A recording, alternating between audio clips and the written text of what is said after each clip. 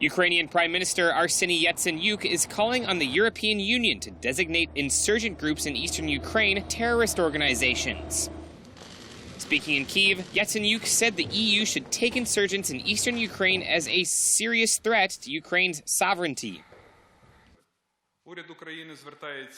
The government of Ukraine calls upon all international organizations, our Western partners, to recognize at a political level the organizations of DNR and LNR as terrorist organizations, and to take international legal measures in reaction to these terrorist bandit groups, which act under the cover of the Russian Federation. The European Parliament is meeting this week to discuss Russia's role in the conflict in Ukraine and is expected to pass a resolution condemning Moscow for its aggression.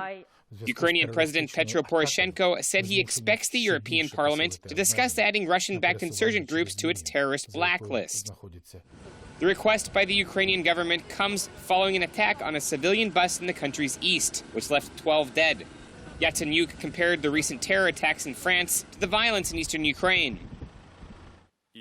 Terrorism has no boundaries, and terrorist attacks in Paris, terrorist attacks in other countries of the world like Belgium, Australia, Canada are a threat, and we together, the whole civilized world, must answer this threat. Designating the insurgent groups terrorist organizations could be a provocative move, since it would likely mean that Russia, by extension, is a state sponsor of terror. Yatsenyuk reiterated the extent of Moscow's role in the conflict.